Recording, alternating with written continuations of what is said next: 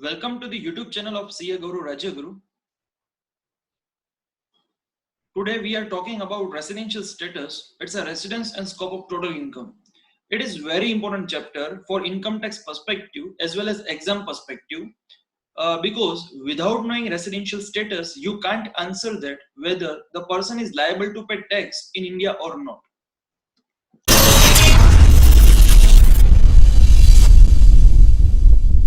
Started with section number 6, it's a determination of residential status.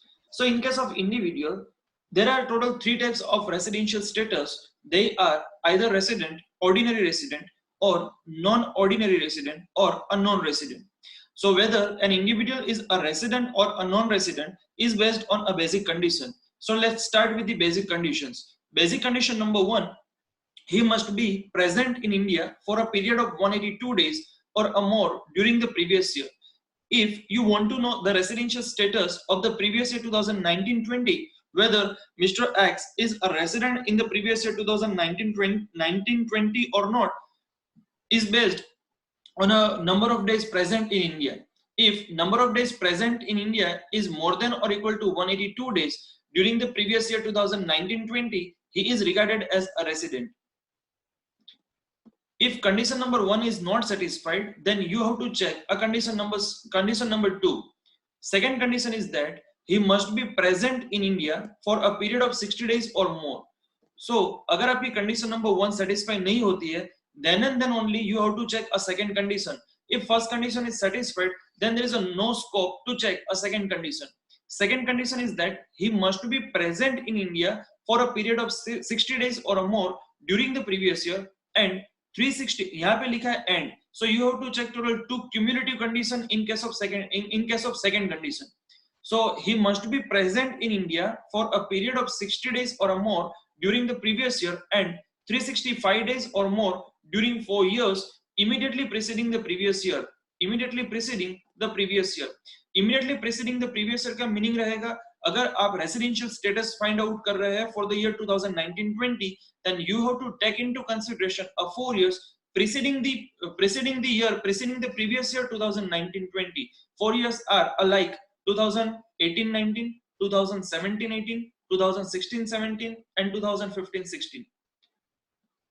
Cases where condition number 2 is not applicable, that is condition of 60 days and 365 days respectively are not applicable in case A and case number B. So in case of case A and case B, if you fall in the case A and case B, you have to check only a 182 days condition, not a 60 days and 365 days. So what are the cases are where an Indian citizen who leaves India during the previous year for the purpose of employment outside India or for the purpose of employment outside India or as a member of crew of an Indian ship. अगर कोई बंदा India leave करके जा रहा है for the purpose of employment outside India or as a crew member of Indian ship, then you have to check only a 182 days. Second, where an Indian citizen or a person of Indian origin who being outside India, who is already located outside India and comes on a visit to India during the previous year.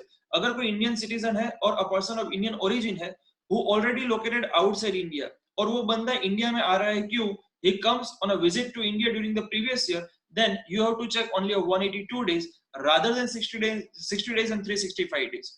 Here a new terminology is a person of Indian origin. So person of Indian origin means either he or his parents or his grandparents was born in undivided India, then a person is called as person of Indian origin. So we can say that whether an individual is a resident or a non-resident is based on a basic condition. If at least one of the basic condition is satisfied, then he is regarded as resident, otherwise he is regarded as non-resident. So subcategory for individual is either they are ordinary resident or a non-ordinary resident. So whether they are ordinary or a non-ordinary is totally based on additional conditions. So what are the basic conditions? Number 1, he is a resident in at least 2 out of 10 previous year preceding the relevant previous year. So if an individual is a resident in India for at least 2 years in last 10 years preceding to relevant previous year, then condition number 1 is satisfied. So what is the meaning of resident over here? Resident means you have to check a 182 days individually for any 2 years out of last 10 years. Second, if his stay in India in the last 7 years preceding the relevant previous year is 730 days or more. So we can say that if total stay in India is more than or equal to 730 days in last 7 years preceding to relevant previous year, then condition number 2 is satisfied.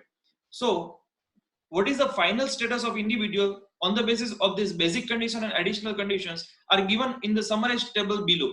So resident and ordinary resident. So when an individual is resident, if he satisfied at least one of the basic condition, and when he is regarded as ordinary resident, if both the additional conditions are satisfied. If at least one basic condition plus 2 additional conditions are satisfied, he is regarded as a resident and ordinary resident. Then resident but not ordinary resident.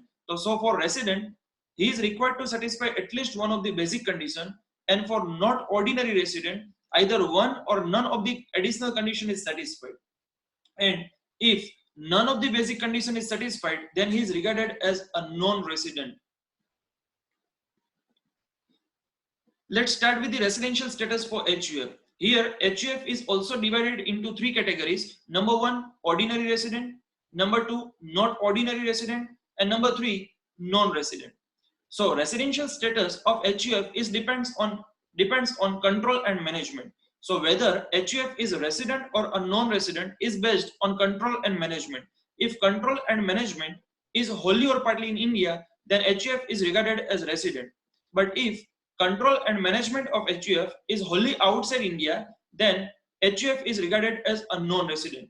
So here the answer of resident or non-resident is based on control and management. But whether the HUF is an ordinary resident or a non-ordinary resident is based on the Karta. If Karta satisfy both the additional conditions, then HUF is regarded as resident and ordinary resident. Otherwise, the HUF would be a resident but not ordinary resident. Point number 3, it's a residential status of partnership firm or AOP. So in case of partnership firm and AOP, there are only 2 types of residential status, either they are resident or a non-resident. So in case of partnership firm or association of person AOP, if control and management is wholly or partly in India, then they are regarded as a resident. But if the control and management is a wholly outside India, then they are regarded as a non-resident. And in case of company, there are only 2 types of residential status. They are either resident or a non-resident. So residential status of a company, it depends on a place of effective management. If place of effective management is in India, is wholly in India, then they are regarded as a resident. But if a place of effective management is either wholly or partly is outside India, then they are regarded as a non-resident. But my dear friends, please keep it in mind that Indian company is always a resident. Indian company is always treated as resident. You neither have to check a control and management nor place of effective management, because here name itself says that Indian company is always resident in India. So in case of foreign company, you have to check a place of effective management. So this is the revisionary session of a residential status, or section 6, determination of residential status for individual, HUF, partnership firm and AOP, and next companies. So let's start with section number 5, a scope of total income. Scope of total income is also regarded as a taxability of income. So here the nature of income is divided into 2 parts, Indian incomes and foreign incomes. In case of Indian income, part number 1, case number 1, if income is received in India or deemed to be received in India, or income accrue or arise in India or deemed to be accrue or arise in India, then it's taxable in the hands of all assessee, whether they are resident, ordinary resident, non-ordinary resident, or a non-resident. But in case of foreign income, if income from business or profession outside India, but it's controlled from India. So here is the income from either from business or profession, which is located outside India, but it's a control from India, then it is taxable in the hands of ordinary resident and a non-ordinary resident. Here, such foreign income is not taxable in the hands of non-ordinary resident. And in case of case number 2, in case of foreign income is any other foreign incomes, that is other than business or profession, or it's other than case number 1.